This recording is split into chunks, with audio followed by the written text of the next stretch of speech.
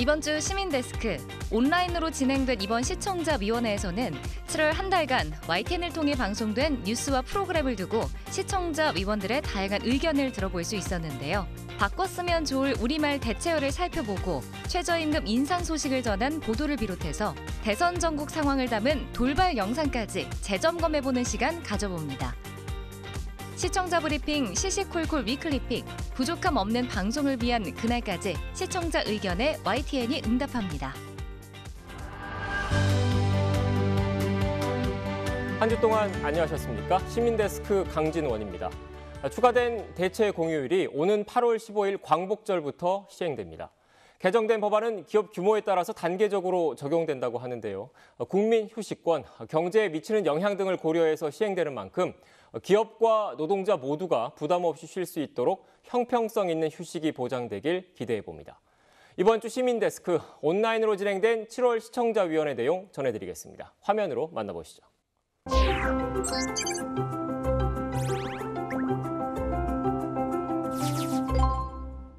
네, 여러분 반갑습니다. 지금 2021년 7월 YTN 시청자위원회를 시작하겠습니다.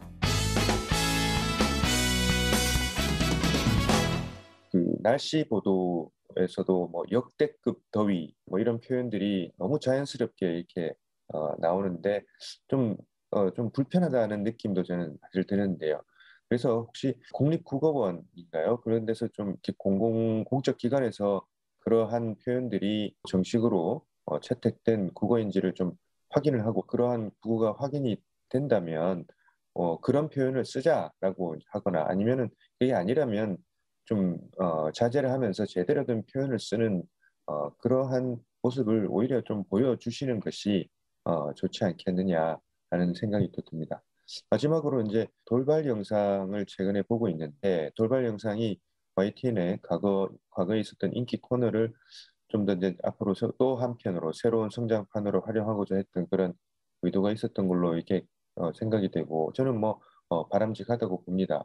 과거에도 사실 정치인들의 어떤 실언이라든지 좀 엉뚱한 모습을 이제 시청자들한테 보여주면서 한편으로는 정치를 조금 더 희화화하는 그런 측면도 있었고 다른 한편으로는 정치에 대한 국민의 거부감을 좀 없애고 오히려 친근함을 주는 그런 계기가 되었던 것으로 그렇게 기억이 되는데요. 근데 최근에는 어떤 의도인지는 사실 잘 모르지만 너무 이렇게 특정 그 정치인에게 집중하는 그런 모습이 보입니다. 그래서 혹시라도 그 YTN이 어떤 돌발 영상이라든지 이런 걸 통해 가지고 어떤 그 정치적인 영향력을 행사하려는 그런 의도가 있는 것도 아닌지 좀 의심까지 드는 안타까운 마음도 있습니다. 아무튼 이게 서로 이제 욕하면서 닮아간다는 말이 있는데요. 그래도 YTN이 이 종편 방송이라든지 유튜브 방송하고는 좀 달라야 하지 않겠습니까? 그러기 위해서는 우리가 뉴스를 대할 때, 뉴스를 또 보도할 때 어떠한 태도를 가지고 또 어떠한 좀 진중한 그런 모습으로 좀 선도적인 그런 역할을 하면서 좀 한국의 그 보도 언론을 이끌어 나가는 YTN이 될 수 있을지에 대해서 좀 더 진지하게 좀 고민을 해주시기를 바랍니다.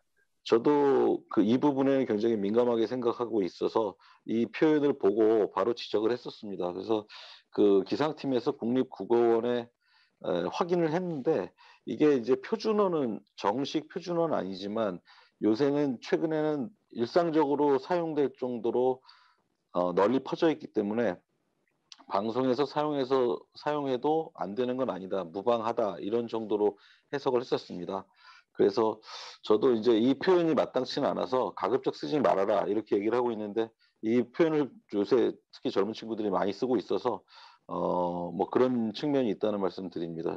그냥 한 가지 흥미로웠던 거는 전에 몇 년 전에 그 북한의 김정은 위원장도 이 역대급이라는 표현을 한번 쓰는 걸 제가 직접 방송을 통해 봤는데 그럴 정도로 이게 좀 많이 쓰고 있는 표현이라는 점 말씀드리겠습니다. 하지만 이 부분은 자제하는 게 맞다고 저도 생각합니다.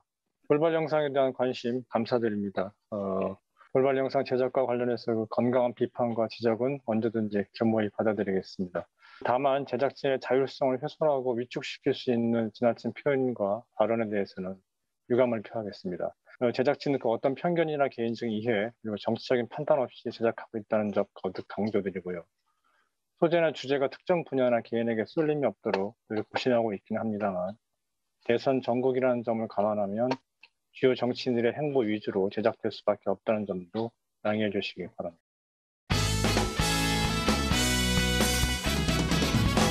여러 가지 군과 관련된 소식들이 이제 그 참담하게 이렇게 보도되고 있는 가운데 해외 파병 중이던 문무대항 청해부대 병병들이 안타깝게도 그 방역 수칙을 잘 지켰음에도 불구하고 코로나에 감염되는 사태가 발생을 했습니다.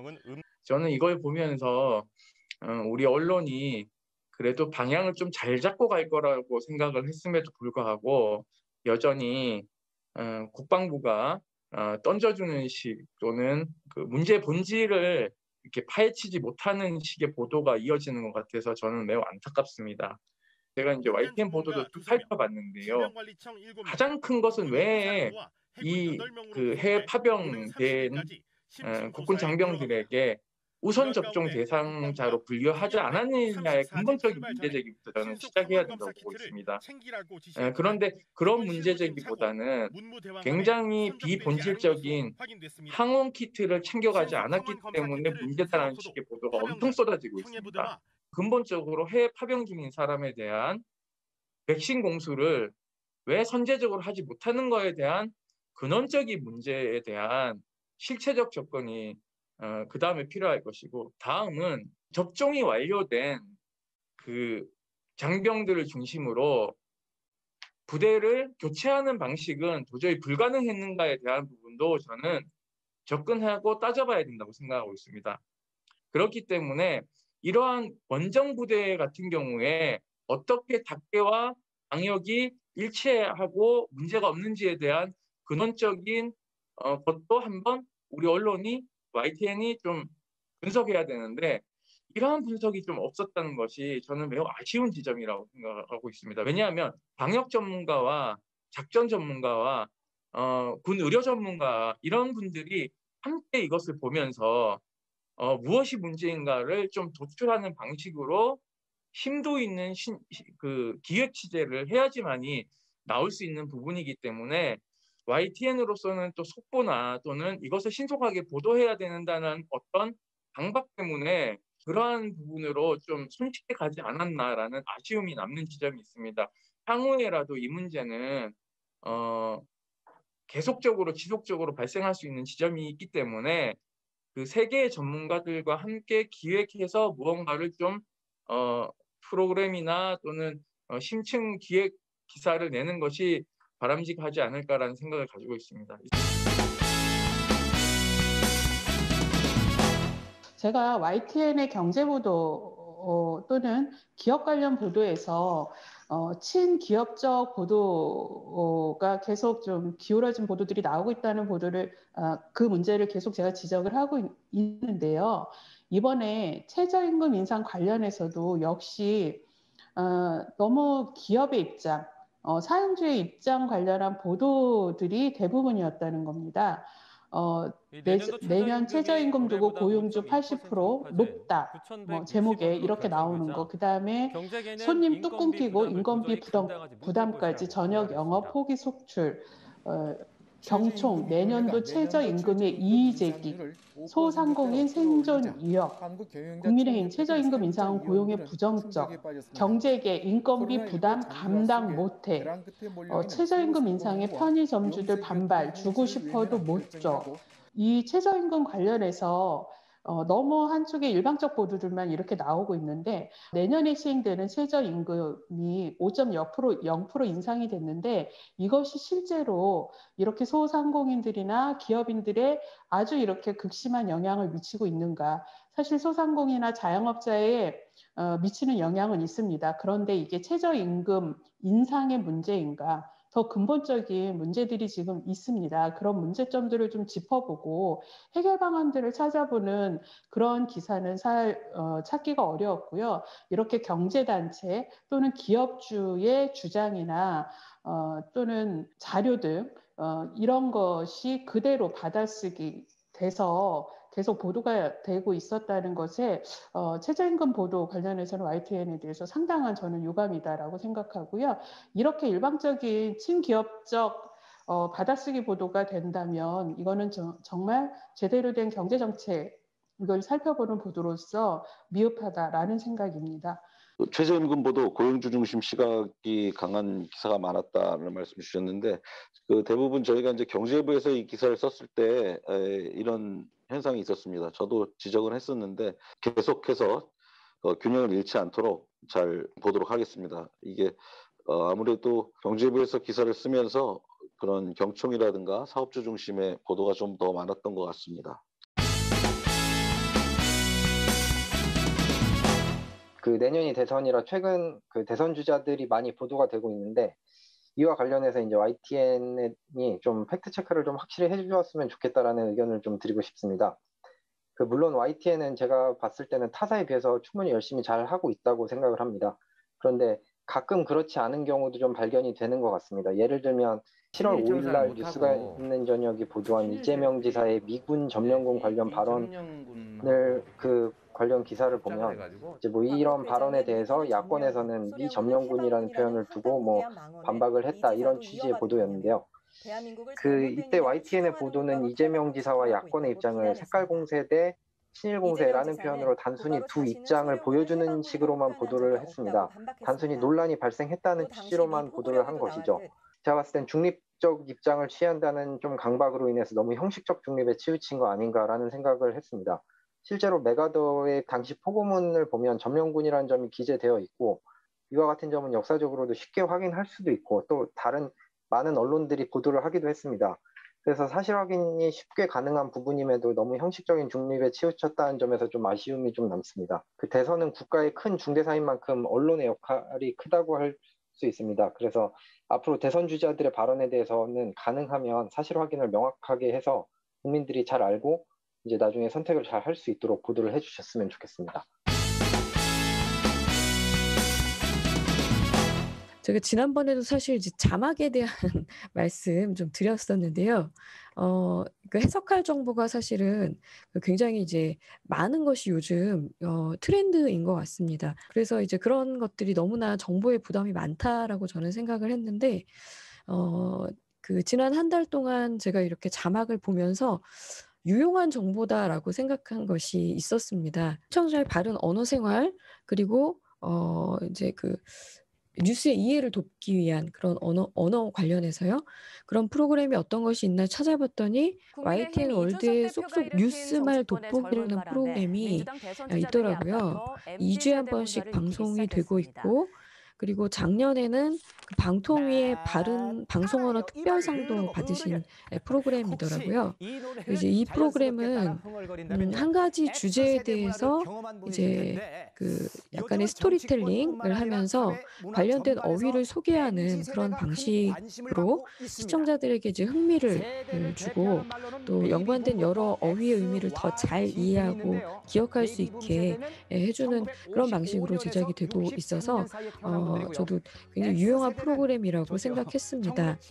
이와 관련해서 조금 더 제안을 드리고 싶은 것은 이 프로그램이 그 YTN 월드에서 현재 재외동포를 대상으로 제작이 되고 있는데 일반 시청자들을 대상으로 해서 이제 어휘나 주제 선정이 조금 더 확대돼서 방송이 되면 좋겠다라는 생각을 했고, 그리고 대부분 어떤 어휘의 어원이라든지 유의어의 의미를 변별하는 그런 내용, 아니면 이제 헷갈리는 한글 맞춤법에 대한 내용을 다루고 계시는데 낯선 뭐 외래어 신조어 뭐 이런 것들에 대해서도 좀 추가해서 그 외래어 신조어지만 신조어로서 어떤 앞으로 이제 정착될 가능성이 큰 말들, 이제 그런 것들로 좀 확대를 해보셔도 좋을 것 같다는 생각입니다. 그리고 그 현재 2주에 한번 편성되는데 좀 더 자주 편성됐으면 좋겠다는 말씀도 좀 드리고 싶습니다. 그 우리말 대체어가 아까 말씀하신 그 우리 글로벌에서 하는 거 이외에도 저희가 매일 아침에 이렇게 한 1분 정도짜리 그 구성물로 앵커가 서서 새로 들어온 이런 외래어를 이런 대체어를 이런 거로 쓰면 좋겠다라는 거를 만들어서 매일 나가고 있습니다. 혹시 기회가 되시면 한번 봐주시면 좋겠습니다. 대선이 이제 앞으로 다가오면서 사실 대선 주자들의 어떤 정책적 이슈라든지 또 대선 후보들이 이제 출마 선언을 하게 되면서 이러한 보도량들이 상당히 많아졌습니다. 특히 뭐 지지율 선두권에 있는 그 후보들의 경우에는 하나하나의 뭐 활동이라든지 또 언행 하나하나가 보도되고 또 관심을 갖는 부분들이 상당히 많아졌습니다. 사실 이런 이제 대선 후보들에 대한 그런 이제 언행이라든지 활동 하나하나가 보도되는 부분들은 어떤 그 후보들의 정책적 메시지라든지 또는 그 후보들을 판단하는 데 있어서도 굉장히 중요한 그런 보도일 수도 있습니다. 하지만 조금 과잉된 이런 부분들에 있어서 이런 활동 하나하나를 마치 이제 생중계하면서 이렇게 경쟁하듯이 보도하는 부분들에 있어서는 좀 시청자로서는 좀 어떤 피로감까지도 느낄 수 있는 부분들이 있었습니다. 대표적인 예가 지난 7월 25일에 윤석열 전 검찰총장과 이준석 국민의힘 대표의 만남이 YTN에서도 생중계된 바가 있습니다. 현재 뭐 대권 후보 지금 지지율 1위와 또 야당 대표와의 만남은 사실 이 자체로도 정치적 이벤트일 수도 있고 또 거기서 논의된 논의들은 상당히 많은 그런 앞으로의 대선과 관련된 많은 영향을 미칠 수도 있을 것이라고 보입니다. 하지만 YTN이 해당 내용을 좀 생중계하면서 사실 뉴스 하단에 그 윤석열 전 검찰총장과 이준석 대표의 그런 인사말이라든지 덕담 수준의 사실 말을 어떤 속보 경쟁하듯이 한 3차례 정도 이렇게 내보냈는데요. 사실 그런 부분들이 과연 속보를 처리할 만큼이나 중요한 내용이었는지에 대해서는 시청자로서 좀 의문이 들 수밖에 없었습니다. 그리고 정작 이 생중계가 마친 이후에는 스튜디오에서는 그 이후에 이와 관련된 어떠한 정리도 없이 그냥 앵커가 다음 뉴스를 소개했습니다. 그래서 이러한 부분들을 봤을 때 해당하는 내용들이 물론 만남 자체도 굉장히 중요할 수도 있지만 그런 부분들에 있어서 어떠한 내용들을 속보 처리를 해야 되고 또 그런 부분들에 있어서 어떠한 내용들이 시청자들이 알아야 할 내용인지에 대해서도 조금 더 YTN에서도 좀 고민했고 앞으로도 관련된 사실 생중계할 부분들이 굉장히 많을 것이라고 생각됩니다. 그런 부분들에 대해서도 YTN이 좀 더 고민을 했으면 하는 바람들이 있습니다. 대선 보도 관련해서 윤석열, 이준석 만남 생중계가 중요하지 않은 내용을 속보 처리하고 뭐 이랬다고 말씀을 주셨는데 사실 그날은 그랬던 게 맞습니다. 근데 이게 생중계의 특성상 이 이벤트가 중요한 것 같아서 저희가 이제 생중계로 방송을 했는데 이게 이제 생중계를 하다 보면은 저희가 의도한 대로 중요한 내용이 될 수도 있고 이런 식으로 이제 신변잡기적인 내용만 나오다 끝날 수도 있어서 그런 어려움이 좀 있습니다. 앞으로 그런 것들을 조금 더 잘 걸러낼 수 있는 신경을 써서 하도록 하겠습니다. 언론 중재 및 피해 구제 등에 관한 법률 개정안이 의결한다고 보도가 돼 있었어요. 이게 어떤 내용이냐 하면 언론의 고의 또는 중과실에 대한 허위 보도 시에 피해액의 5배까지 배상한다라는 기사를 접했단 말이죠. 또한 그 손해배상액의 하한선까지도 정한다. 그 하한선을 언론사 보도의 매출액의 1만 분의 1로 정한다. 뭐 그런 내용까지도 법률에 이제 명문화한다는 얘기거든요. 당연히 언론 등이나 우리 YTN 같은 보도 채널에서 이런 뭐 허위 보도나 고의 중과실 같은 건 당연히 하지 말아야죠. 근데 그럼에도 불구하고 이제 있을 수 있는 일에 대해서 지나친 언론의 비판과 감시 기능을 봉쇄하는 조치 아니냐 이러한 보도가 있어요. 근데 이제 YTN에서는 이런 이에 대한 보도를 제가 본 적이 없는데 당연히 YTN에서는 이런 여기서 얘기하는 뭐 고의 또는 중과실에 대한 보도를 하나도 안 한다. 절대 우리는 안 한다. 라고 이제 마음을 먹기 때문에 또 그렇게 결의를 하고 있기 때문에 이거에 대한 관심이 없으신가? 또 혹시 다른 견해가 있다면 어떤 견해가 있겠냐? 실제적으로 이런 언론에 대한 징벌적 손해배상 제도는 뭐 해외 어느 나라에도 없다라는 내용이거든요. 그래서 요거에 대한 어떤 그 생각이 YTN에서는 어떤 생각을 갖고 계신가? 그런 생각을 좀 묻고 싶습니다. 언론중재법 개정안 문체위에서 오늘 논의하고 있는데요. 그 부분에 대해서 YTN이 관심 없느냐 이렇게 말씀하셨는데 고의나 중과실에 의한 허위 보도의 경우에 징벌적 손배를 최대 5배까지 할 수 있게 하는 내용을 담고 있는 그런 법안이 있는데요. 저희도 이게 그동안 오랜 시간을 두고 논의를 꽤 해왔기 때문에 계기가 될 때마다 한두 번 다뤘었습니다. 저희도 이게 내부에서 뭐 한 목소리로 의견이 모아진 거는 뭐 그런 절차를 밟지는 않았었는데 어떤 사람들은 조금 늦더라도 좀 더 의견 수렴을 더 해서 해야 되는 거 아니냐 이런 의견을 갖고 있는 사람도 있고 뭐 어쨌든 손해배상을 해야 되는 게 이런 과실이 있었을 때 그건 맞지만 섣부른 법제화가 약간 위험할 수도 있다 이런 저 개인적으로는 의견을 갖고 있습니다. 그렇지만 그건 이제 그 보도국 내에서 의견이 뭐 조율된 그 하나의 의견을 갖고 있는 건 아닙니다. 그래서 저희는 이 부분을 관심을 갖고 있는데 만약에 이제 법안이 통과되거나 그러면은 또 그 부분에 대해서도 상세한 보도를 할 계획을 가지고 있습니다. 흔히 예능방송에서 있는 본캐와 부캐에 관한 이야기가 최근 저널리즘에까지도 넘어왔다는 사실에 대한 지적입니다.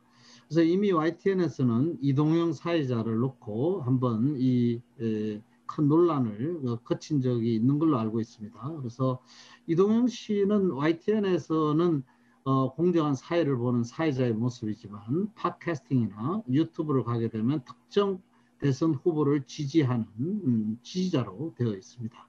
그래서 굉장히 편파적인 방송을 하는 방송인이죠.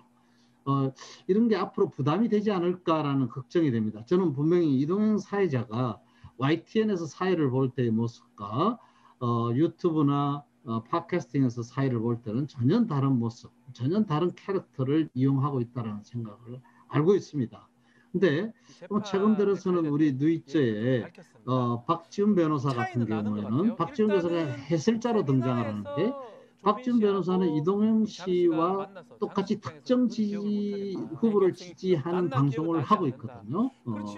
유튜브 등에서. 그래서 이거는 나중에 지금 당장은 뭐 큰 문제가 되지 않겠지만 당장에 큰 부담으로 와닿을 수도 있다. 선거법 위반이라든지 그런 걱정이 되고 있습니다. 그래서 이분들을 어떻게 조처를 하라는 이야기보다는 이분들이 YTN에게 약속을 해줄 수 있지 않을까. YTN과 방송을 하는 다른 방송에서 그런 역할을 하지 않겠다든지 뭐 그 정도는 할 수 있지 않을까라는 그런 생각을 해봅니다. 그래서 예능에서 어떤 특정 캐릭터를 가지고 본캐고 이것이 나의 본디 캐릭터고 이것은 나의 부캐릭터라고 이야기하는 것은 재미로 알 수 있지만 대선에까지 영향을 미치는 그런 저널리스트로서 본캐와 부캐 이것은 굉장히 위험해 보인다는 그런 생각이 듭니다.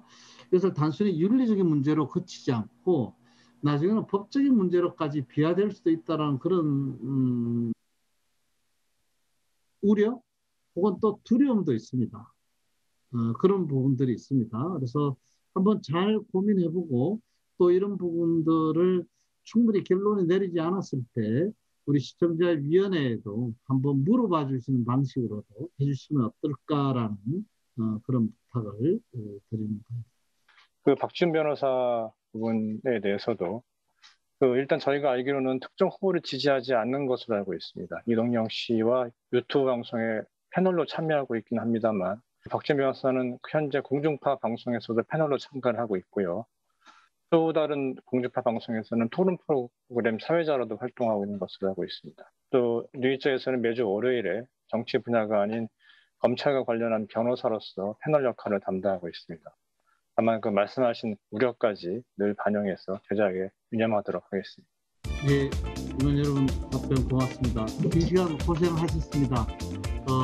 더위에 다들 몸 조심하시고 다음 회의에 건강한 모습으로 뵙겠습니다. 모두 수고하셨습니다. 고맙습니다.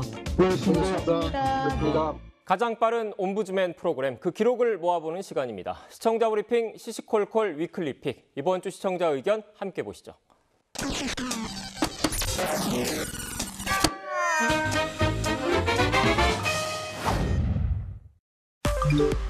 YTN이 도쿄올림픽 관련 뉴스를 전하다가 200m를 200mm라고 잘못 표기하는 방송사고가 있었습니다.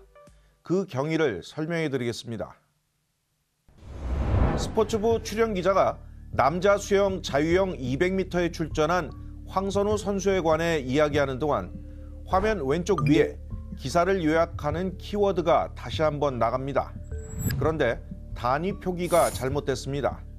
미터가 아닌 강수량 등에 쓰는 밀리미터로 나간 것입니다. 당시 뉴스 편집부에서는 앵커와 기자의 멘트, 밑그림으로 나갈 화면 플레이, 그래픽과 하단 주요 자막 등을 실시간으로 조율하며 진행하고 있었습니다. 더불어 작은 글씨로 나가는 이 문구도 동시에 뽑다가 실수를 한 것입니다.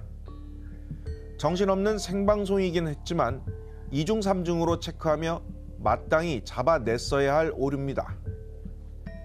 YTN은 인터넷 커뮤니티 등에서 지적한 뒤에야 문제를 파악하게 됐습니다. 이에 따라 잘못된 화면은 삭제하고 뉴스를 통해 사과했습니다. 어제 오후 도쿄올림픽 황선우 선수의 자유형 200m 결승 진출 소식을 전하면서 자막이 200mm로 잘못 나갔습니다. 시청자 여러분께 사과드립니다. 한때 MBC가 올림픽 방송을 하다가 또 잘못한 것이 아니냐는 오해가 있었는데 YTN의 책임이 맞습니다. YTN은 365일 24시간 라이브로 뉴스를 전하는 곳이다 보니 늘 방송사고의 위험에 노출돼 있습니다.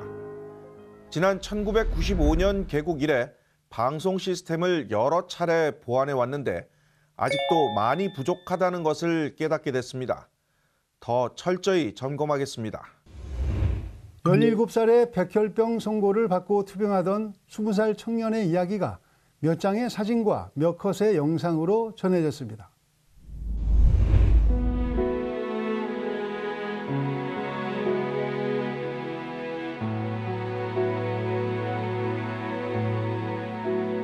독거노인을 돕기도 하고 입원 중에도 소아암 환자를 위해 봉사하기도 했던 청년. 어려운 이웃을 위해 살겠다는 자신의 꿈을 친구들에게 대신 이루어 달라고 부탁하는 이 청년의 메시지는 1분 15초의 짧은 영상이었지만 울림이 컸습니다. 영상에는 위로와 격려의 댓글이 많았습니다. 삼가 본인의 명복을 빕니다. 아름다운 사람이 일찍 떠나는 게 마음이 아픕니다. 그가 남긴 마지막 글을 읽고 나니 자신을 돌아보게 됩니다. 항상 이렇게 예쁜 천사들은 왜 이렇게 빨리 가는지, 이런 거 보면 세상은 불공평한 것 같다. YTN 뉴스 모니터단도 본인 치료만으로도 힘든 시간이었을 텐데 친구들을 격려하고 남은 시간 동안 다른 환우들을 돕는 모습에 어떤 감사와 위로의 말도 하기 어려웠다고 했습니다.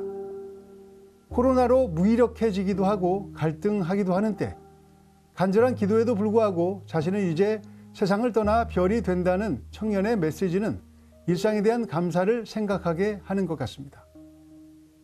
이런 거 보면 세상은 불공평한 것 같다는 댓글처럼 뉴스를 보면 선한 사람에게도 선하지 않게 보이는 일은 생기는 것 같습니다. 선한 심성의 이 청년이 세상을 더 오래 살았다면 세상을 더 밝게 만들었을 것이라는 생각이 듭니다. 시청자분들을 대신해 그 청년의 유족과 친구들이 더 힘을 내주기를 바랍니다. 시청자 브리핑 시시콜콜 마칩니다.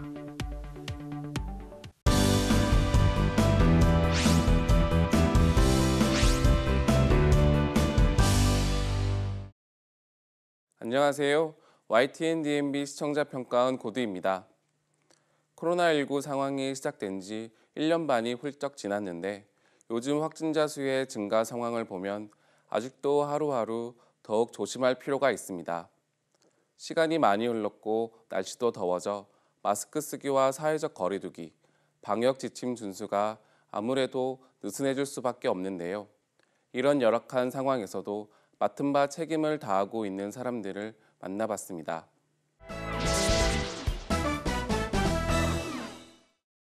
황금 나침반에서는 최근 확진자 수가 상당 증가해 사회적 거리 두기가 상향 조정되었고 이 때문에 각 지자체가 방역 점검으로 바쁜 나날들을 보내고 있다는 이야기로 시작했습니다. 점점 심각해지는 코로나19 확진자 증가 추세로 4단계까지 격상된 거리 두기. 국민의 안전과 건강을 위해 밤낮 없이 단속을 이어가는 사람들과 그 현장을 찾아가 본다.